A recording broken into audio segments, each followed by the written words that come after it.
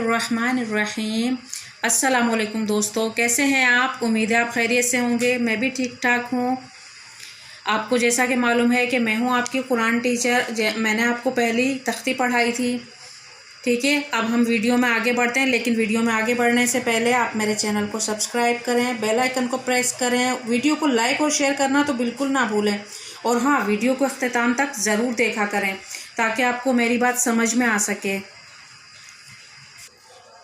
आऊज़ु बिल्लाहि मिनश्शैतानिर्रजीम, बिस्मिल्लाहिर्रहमानिर्रहीम। चलिए हम पहली तख्ती को रिवाइज़ कर लेते हैं, तो आप भी मेरे साथ साथ पढ़ते जाइए।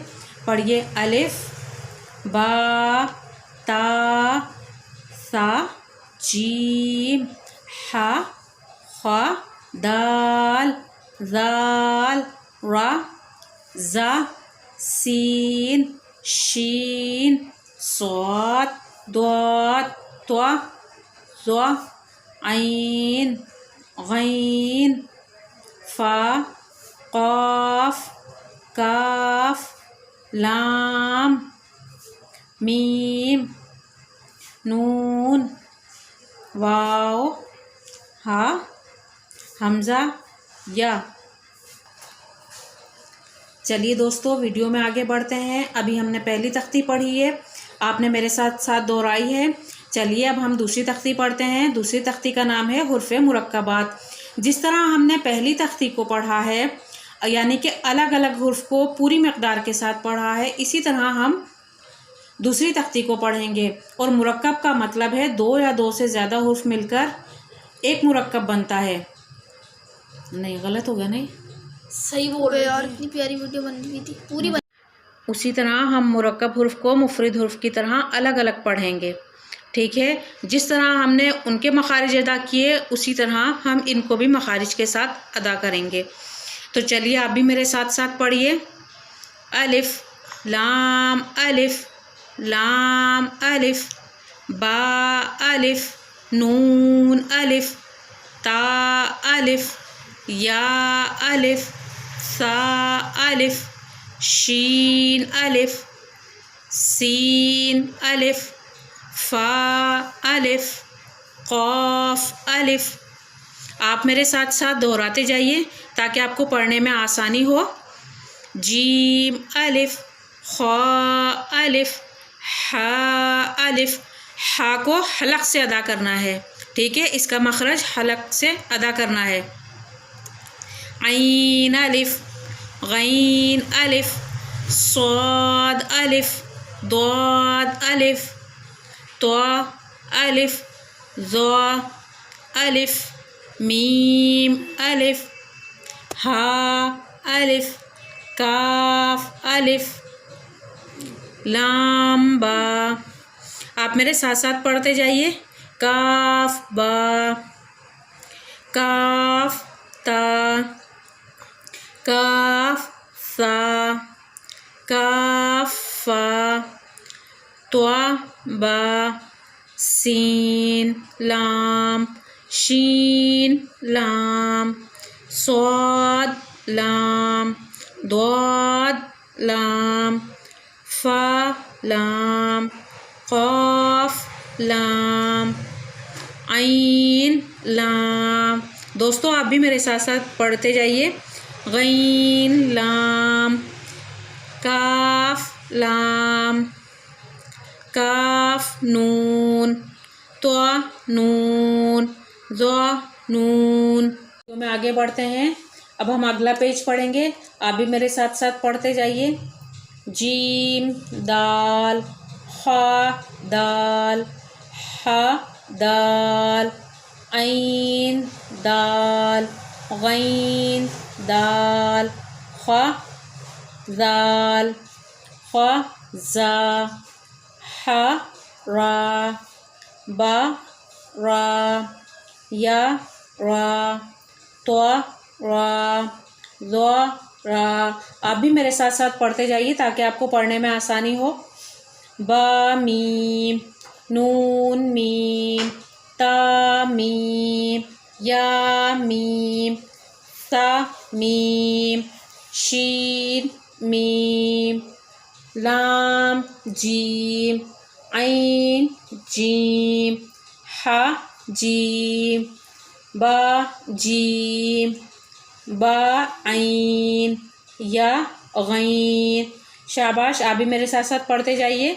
نون صاد، فا صاد، قاف ضاد، با سین، یا سین، تا سین، فا قاف، قاف قاف، شین قاف، سین قاف، عین قاف، ہا قاف. آپ میرے ساتھ ساتھ پڑھتے جائیں گے تو آپ کو بہتر طور پر میری بات سمجھ میں آئے گی.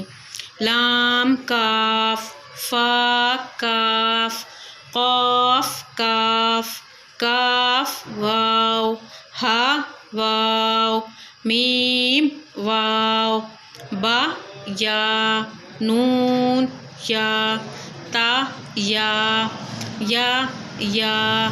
حمزہ واو، حمزہ یا، با تا، نون تا، تا، یا تا، عین طا، فا ضا.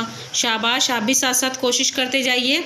با لام با، با ہا میم، با عین دال، عین با دال، ہا میم دال، ہا لام کاف، یا ہا با، خا طا فا، سا میم نون، ہا سین نون، فا حمزہ تا، سین خا طا. اب ہم اس پیج کو پڑھتے ہیں.